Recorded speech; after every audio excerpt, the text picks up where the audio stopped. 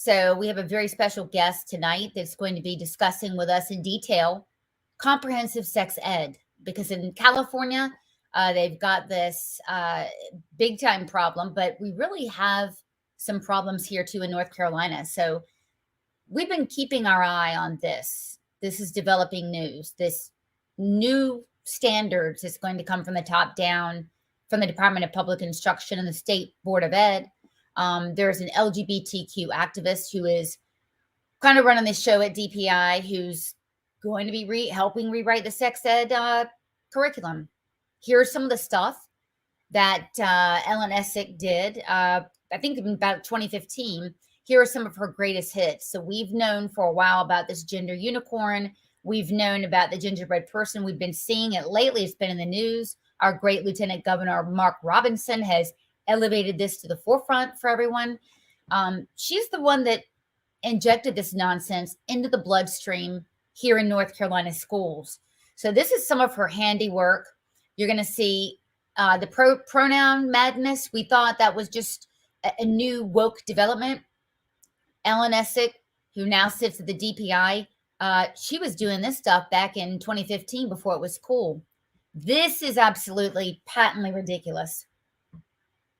The suggestion that because a little boy, guys, she looks like he's 2 or 3 there, plays with a doll, he might be gay, or let's go ahead and transition him. Somebody like this, I think we can all agree, didn't belong anywhere near rewriting the sex ed curriculum. The restroom nonsense, that's crazy. Changing official records.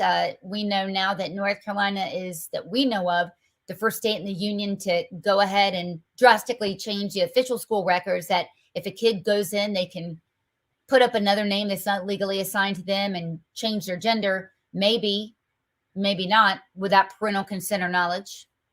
So all this is going on. So this interview tonight is very important because comprehensive sex ed is best explained by an expert. And I'd say best explained, but Kelly, you're going to come on here and really scare the hell out of everybody. How are you? I'm doing well. Went mountain biking today with my kids. It was fun. Well, in this business, you have to do that. You've got to get away from this because this stuff can be so overwhelming, which leads me into the story of when we met for the first time. It was over a year ago now. And we met with my friend Aaron Alexander introducing us. And we had maybe a 2-hour conversation that night. I couldn't sleep all night. We were comparing notes about California and North Carolina and how similar they were in all the wrong ways. Right. Yeah. And the massive amount of indoctrination is coming at us in every direction. It's like a never-ending abyss that is one thing after another. And comprehensive sexuality education first started to be understood by parents in California 2 years after it had been passed. So that was 2018. It became law here in 2016. And as a friend of mine likes to say, comprehensive sexuality education isn't usually brought into a district or a state by desire. It's always by a mandate, because nobody in their right mind would force this or want this for kids. It has to be forced. And so through the passage of the California Healthy Youth Act, and I think I even saw that in your article, that phrase, healthy youth or healthy school, that's a big phrase too, because what happened here is they really branded their bill for comprehensive sexuality education as this California Healthy Youth Act. So they're rebranding what health even means and redefining it. So let me give the background. Let me give the background here in North Carolina. So in North Carolina, abstinence must be taught, but there's a caveat, also prevention.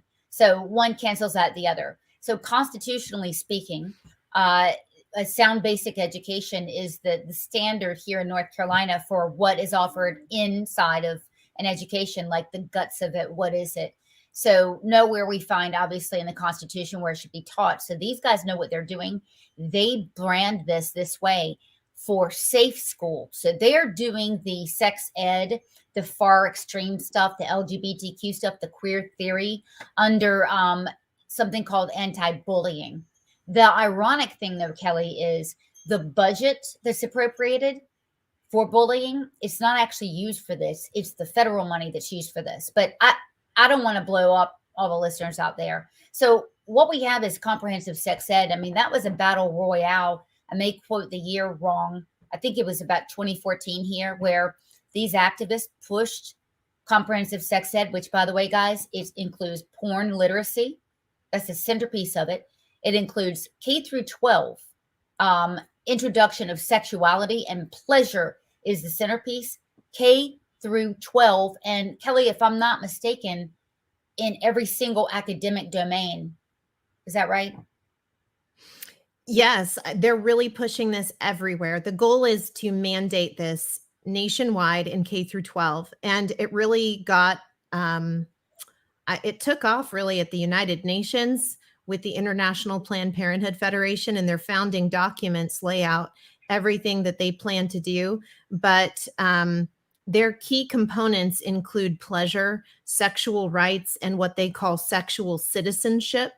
And it is absolutely graphic. This idea that it is focused on pleasure, they're actually promoting that in the name of health and us wanting to encourage kids to be healthy, that we have to teach pleasure. And I've already seen, coming from, these global entities, they're starting to have more students, which is how they operate, say, I was never taught how to have a pleasurable sexual experience. And so I missed out on this, that, and the other. And they often set things up that they're already planning to do this way. But the content is incredibly graphic. I mean, this right here, beyond magenta. What the hell is this? A 6-year-old? Right. So this book has been in the school libraries. It's been recommended, and especially for 9th to 12th grades. But it says, I was sexually mature right there. And you can see that whole quote. What I mean by sexually mature is that I knew about sex from 6 up. So when they say 6 up, they're talking about age 6. I used to kiss other guys in my neighborhood, make out with them, and perform oral sex on them. I really liked it. And it gets into continued detail. And they never, ever say this is severely wrong. This is, they want, in the ideology of sex positive teaching and the discussion of pleasure, they don't want to say, they don't even want boundaries. They want to push the boundaries. And that's exactly what that book does, and so many others, and the curriculum.